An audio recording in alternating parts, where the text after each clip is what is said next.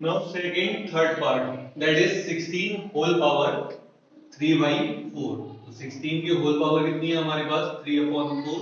पहला काम क्या है कि 16 के फैक्टर कर दें। 16 के फैक्टर करेंगे 2 से डिवाइड देंगे, 2 8 जा 16, अगेन 2 से 4 टाइम, अगेन 2 से 2 टाइम और 2 से 1 टाइम। तो 2 कितने टाइम्स आ रहा है 1 2 3 4। इट मींस 2 की पावर कितनी हो गई 4 और होल पावर कितनी हो गई 3/4।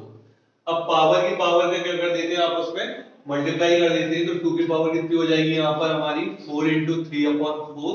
पावर से 4 से 4 वन टाइम कैंसिल और 3 बन जाएगा कितना हो जाएगा 3 हो जाएगा। और 2 की पावर 3 का मतलब क्या हो जाता है 2 into 2 into 2। So it is equal 2 2 जा 4 4 2 जा 8।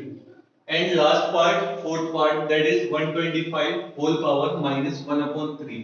इसमें एक फॉर्मूला यूज होगा, अगर पावर माइनस की है तो डिनोमिनेटर में आगे किसकी हो जाती है पॉजिटिव हो जाती है, इसका मतलब प्लस की पावर हो जाती है। तो x की पावर क्या हो जाएगी m।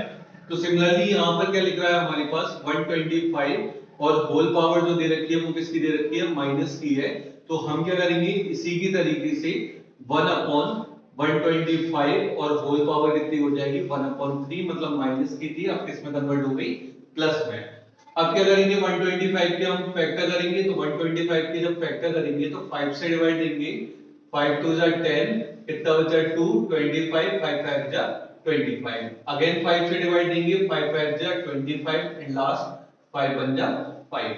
तो 5 कितने टाइम्स आ रहा है 1 2 3 टाइम्स आ रहा है। इसका मतलब क्या हो जाएगा 1/5 की पावर 3 और होल पावर कितनी रहेगी हमारी 1/3।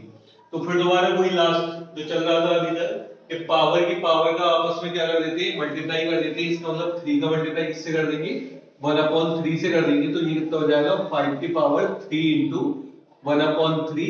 3 से 3 कैंसिल आउट और कितनी रहेगी पावर 1 और किसी भी डिजिट की पावर 1 का मतलब क्या हो जाता है वो सेम वैल्यू आ जाती है। तो इसका मतलब क्या हो जाएगा 1/5।